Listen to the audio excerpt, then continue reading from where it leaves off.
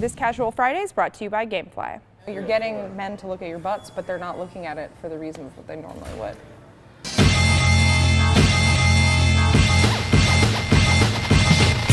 We bitch a lot about the gaming community. Do we?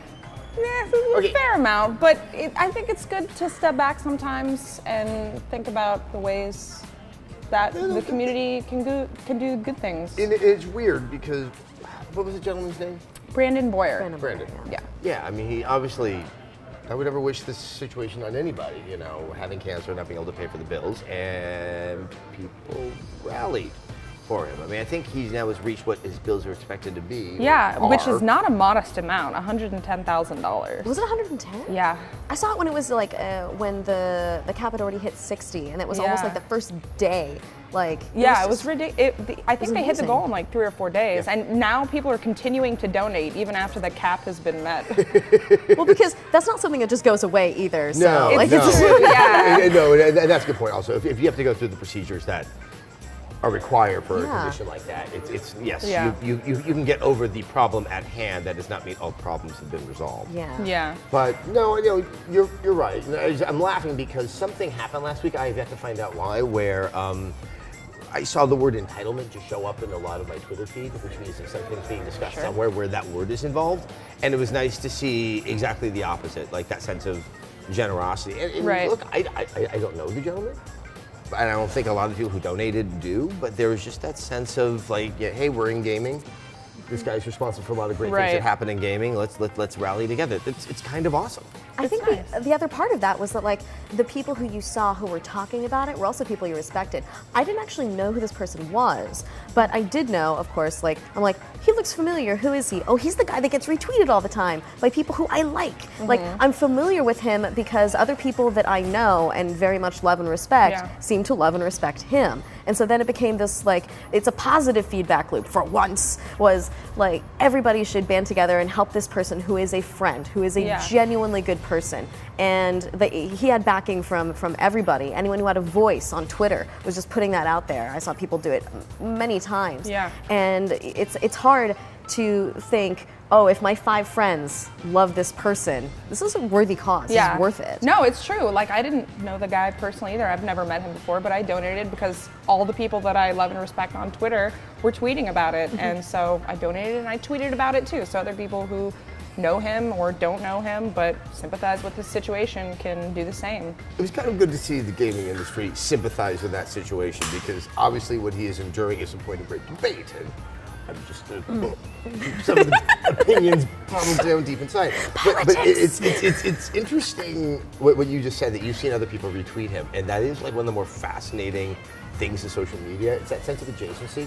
Yeah. That, like, you know, it's a you know. Okay, let's say we're in a pre-internet age, and you know, maybe you would have had a phone call where somebody mentioned it. Like the speed with which and the ability to feel like those collapsed degrees of separation would be a lot harder. And okay, so I guess there's a good side to Twitter too. Yeah.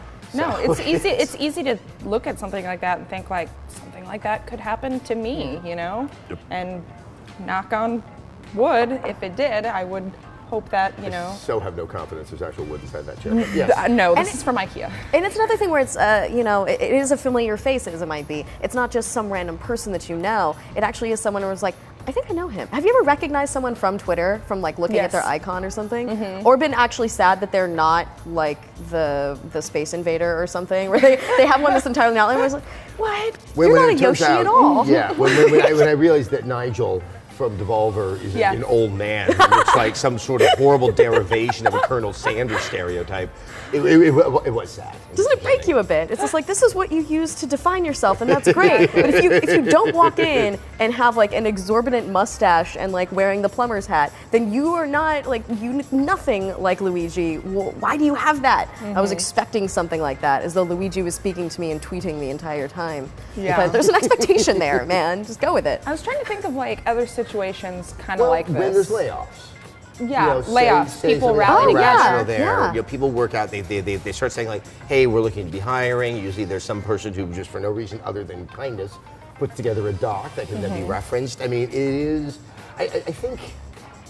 Obviously, in the instance, you want to help someone who's in a time of need, but I think there is. I don't want to say selfish, but it's like you don't want this talent to suddenly go unused. You want to make sure that there is a sense of personal or general benefit if these guys are kept in the mix and they're kept going, and like they're not having to take a job for the sake of only for the purposes of survival, and that they are able to pick and choose where they can benefit both what the product is and themselves. It's selfish selflessness. Isn't it? Yeah. Yeah. It's also like Richard Dawkins will be proud of me right now. the other side, like especially if you know or are familiar with their particular work. I knew some people at Irrational. I'd even worked with them or known them from, like they had the expertise that I did.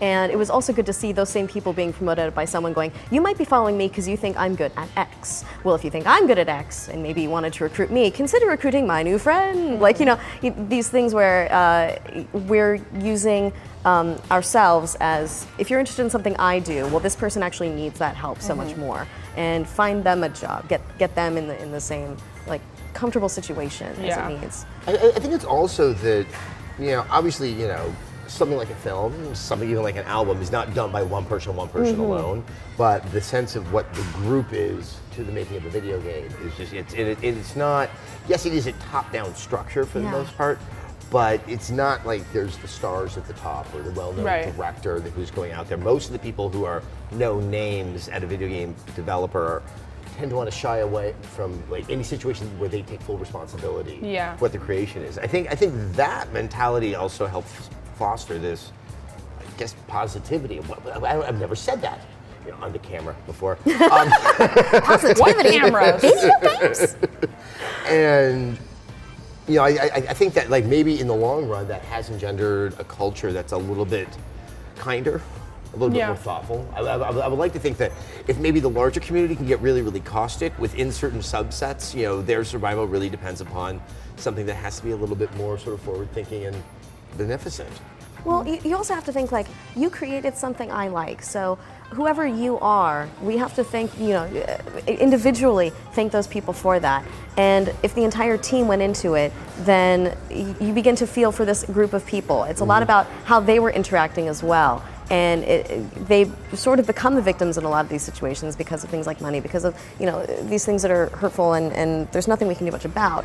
But we want to support them in making new cool things. Because if that one person had a great idea, even if you never saw it, if it showed up in the game and it might have been the one thing that you loved, you loved that quest, well, that one guy in IT was a part of the quest, and keep that going, keep those same people creating in those other situations and places.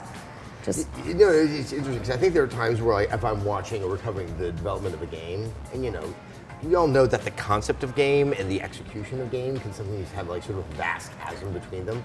But you want it to stay as close to what that original idea was, and it's almost it's like over a long period of time rooting for a sports team, and you're just like, come on, go, you can do it. Okay, you stumbled, you can get back after the halftime. Go, Watch Dogs, go. And unfortunately, a lot of it that makes me feel like I'm rooting for UCLA. And it's just kind of sad. I wonder if video game fans are more forgiving than sports fans. No. Yeah. I would say that, like, okay, sports fans, it's more consistent, so every week it's kind of a new try, even if you have the track record behind you. Video games, it's almost one shot. Like, you have another couple of years, That's or true. at least a couple months before you find anything else. So, like, those things will resonate and hit deeper. Oh, yeah, 2 years ago they made something that was shitty. Like, it's gonna stay with you. Video games are a consumer product at the end of the day, so people are paying money for things and they expect a certain level of quality. But I think people think, it's funny because, there's probably more than enough guys out there like, I could have hit that pitch. I don't know about that. And I think there's more than enough people like, come on, I could have coded that a little bit. I can sit at home and do that. I just haven't because I don't feel like it. Armchair quarterbacks, but like that's just consistent throughout sports and anything ever. Anyone can look at something and go, I can write that, create you guys this. Ever go to the ballet and be like, I can twirl I can day of the week. Go up on my toes and dance. I went to the ballet, but I never thought for a second that I could do anything like that. Because I actually took ballet as a kid and I was terrible at it. I always wanted to. It requires such a precise amount of coordination. My body's just not built for it. Also, you can't do ballet if you have boobs. That's just like a hard and fast rule. You have to be so tiny. I did meet a lot of people with that. Figure skating is another one. I've had these since I was baby. Yeah. You know, like there's this feeling of there's the entitlement with kind of everything actually, where we all think that because someone makes something look easy, that it is easy. Yeah. But part of the skill is making it look easy. Yeah. That's true. And, which also means that you're a little bit underappreciated if you do something very, very well.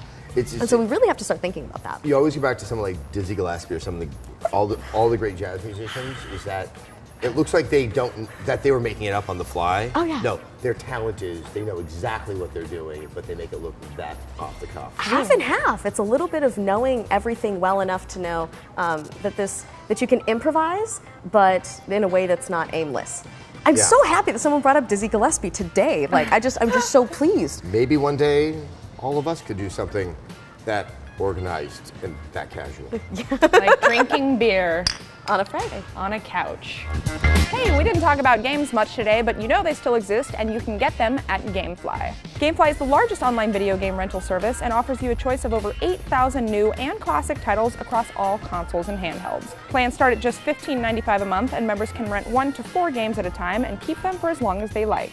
Once you're done playing, just send it back and GameFly will send you the next available game on your list. You can support Rev3 Games and get a free 30-day trial by signing up at gamefly.com/casual.